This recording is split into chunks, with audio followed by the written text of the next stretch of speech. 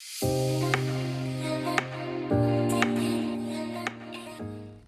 everyone, welcome back to my channel and to this latest episode on this Triumph 2000. So I didn't get any work done on it last week. It was actually in the unit and then I had to take it out to put a Puma in to do a detail on. So I've just put it back on the ramp as it was. So there's nothing new from the last episode, but I will just give you a quick look at it just to recap. And basically where we are is going to be welding on this outer rear arch. So going to get that done and get on to filling today, and I'll go through and take through the fuel cap or something to get the paint matched as well. So we're really getting there now. So yeah, have a look and see where we are. So basically just sitting ready to stick that or weld that outer rear arch on. So what I'm going to do is just use these clamps that I've bought just to line it up. It's the first time I've used them, but because of the way this is, and this kind of sits at an angle, so it'd be kind of more difficult to try and clamp on the panel with the kind of traditional style clamps, not those ones, but those ones. So that's what I've got to do that, and I think that should help to make the job easier and make it easier to line the panel up. So that's what I'm going to do now, get that panel lined up, and then we can finally weld it on.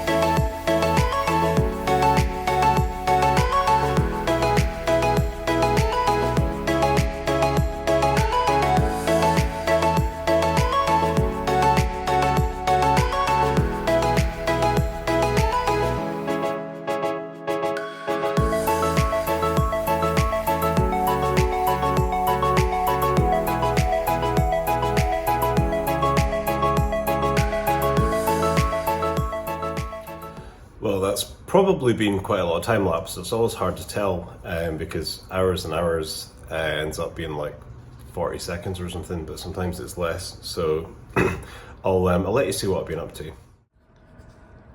So as you can see, thankfully the new rear arch is welded on, which is great. Obviously it's taken quite a lot of time, ended up being quite a lot of work inside trying to fabricate that inner rear arch and trying to making up several little pieces, and yeah, it's just ended up being a bigger job than it looked like, but you never know till you get in there. So that's all in there. I made a wee piece just to join it to what was left of that one. So I don't think the other side's got quite a lot of sort of filler and underseal and stuff on it, so it's kind of difficult to see exactly what it would be like. So I've just kind of made a line, and then it kind of obviously should come down like that a bit there. So I've basically kind of just made a kind of line between the existing line and the line of this. So that's what I've done with that. So what I'm planning on doing now is putting some seam sealer in, and then just starting to weld on the outer arch to the inner arch. And when I do that, that'll be sitting exactly where I want it. But that's all good. It was worth putting the time in to get the line in. That's just sitting out because this is all welded in and that's not welded in there yet. So what I'm going to do is plan on starting from this end, going round, putting the seam sealer in, and as I mentioned before, I'm just going to put a few welds along it. Some people don't bother welding these at all, they just put seam sealer, but I don't really want to weld it all the way around because it's again risking more warpage.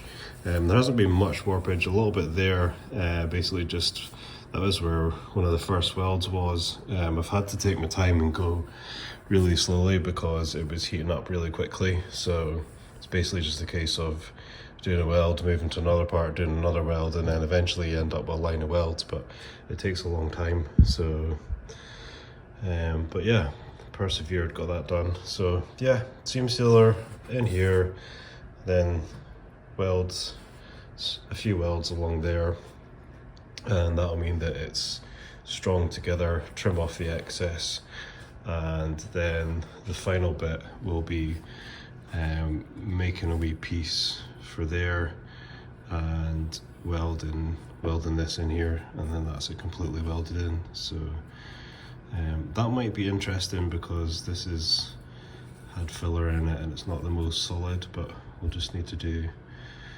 but we need to find a way to get it in securely, and hopefully it won't be too much trouble. So I'm gonna persevere with this. It's almost tea time, but I'm gonna come back later on and just make sure this is finished today so that tomorrow I can move on to filler. I'll switch back over. Yeah, I didn't get any time on this last week because I just ended up with quite a lot of jobs, polishing jobs, detailing jobs and things like that, and a mechanical job which Jamie came in to do.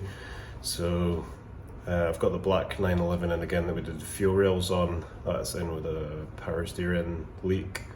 So I'm just waiting on pipes coming for that. But I do have a little kind of queue of paintwork jobs to do. So it'd be good to get this one finished, and I believe it's going to a show in a couple of weeks, so no pressure there. I need to make sure it looks good.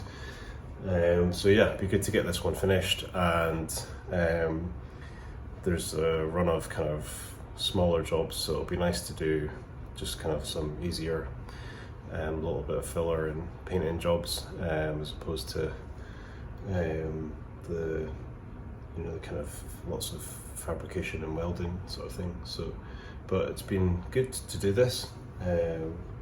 Be happy to do it, happy to have the work, and yeah, it's just nice jumping on and off different things. And so it was nice last week to do some polishing, which is something I've done a million times and I'm very confident at. So and some paint correction as well, taking out scratches, bit of sanding and polishing and stuff like that. So stuff that's just quite straightforward, but you get a really good result, and it's really nice to see it's quite gratifying because, or satisfying, because you can kind of see what it was and then the way it looks at the end of it, whereas something that's a bigger thing like this is quite a long process before you see the end of it. So whereas you can take a car and you can improve the look of it very quickly, just with some sanding and polishing. So anyway, I'll stop waffling, I'll get cracked on another half an hour or so, and then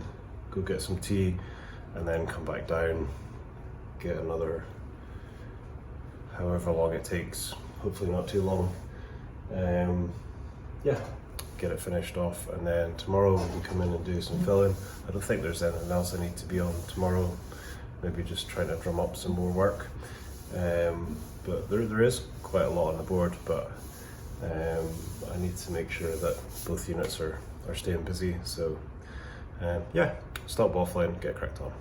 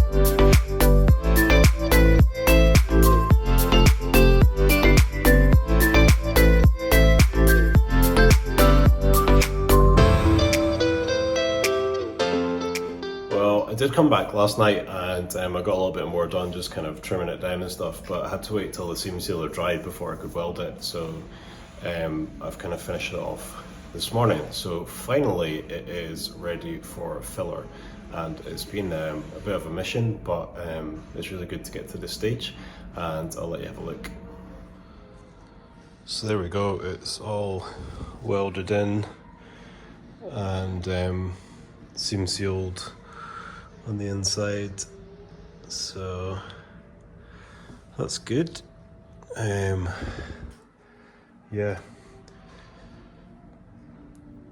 I didn't actually think I was going to get to this point. I mean, I did, I knew I had to, but yeah, it's just really good to get this to here. So now just some filler, get it all sanded down, make sure that the lines are nice. The lines are pretty good in metal, which is what I was kind of aiming for, is spend the time on the metal work so that you're not using loads of filler. So hopefully not too much filler, and then we'll get it ready for paint. So what I'm gonna do is I'm gonna actually just put some zinc 3 primer on it just now. Zinc primer, etch primer, get there eventually, etch primer on that just now, and that'll help to stop rust coming through. So there we go. I've moved through to the office because it's a bit fumey through there. So that's going to be the end of this episode. I hope you've enjoyed watching it. So the next episode will basically be filling, priming and painting. So maybe you can get that all out in one episode. So yeah, on to the next job, and hope you're doing well with whatever you're working on, and take care, and I'll see you in the next one.